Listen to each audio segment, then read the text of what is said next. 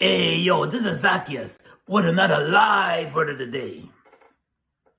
Now, today I want to discuss the term called peace, the word peace.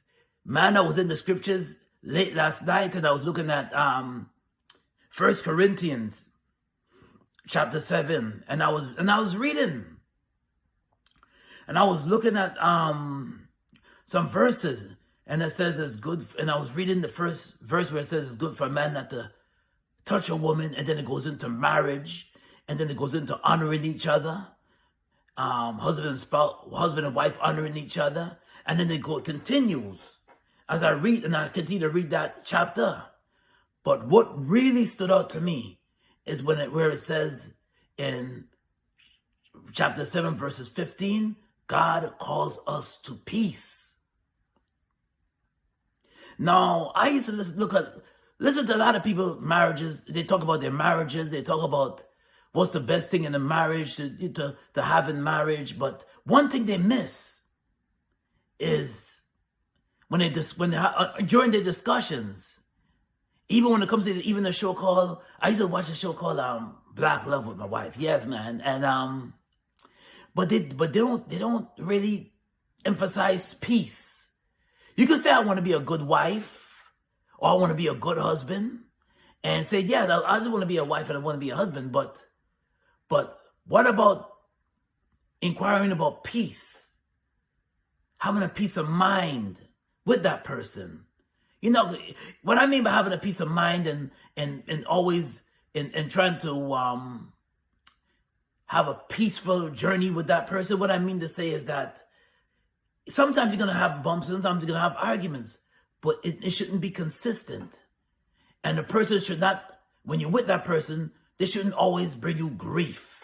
And they shouldn't always cause stress in your life where you constantly fighting back and forth, bickering. She's fussy, you fussy, and you're always bumping heads all the time. And you do have kids. Let's say if you have kids, the kids feed off of that energy too.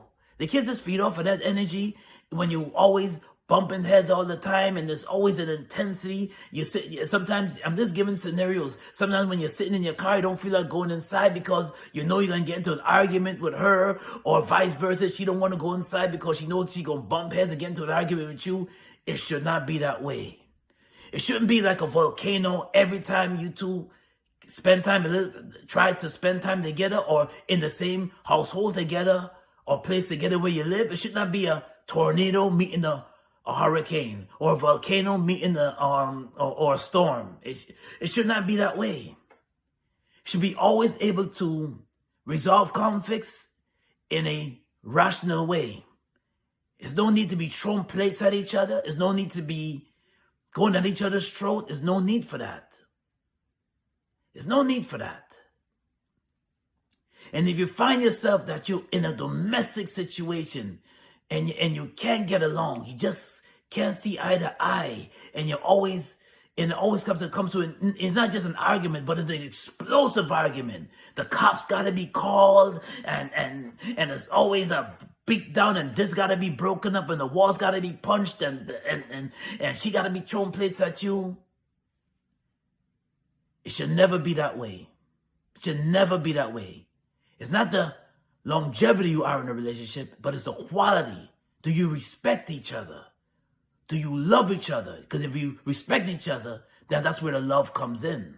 Because respect is big. I said that one time. I said in another video. Respect is big.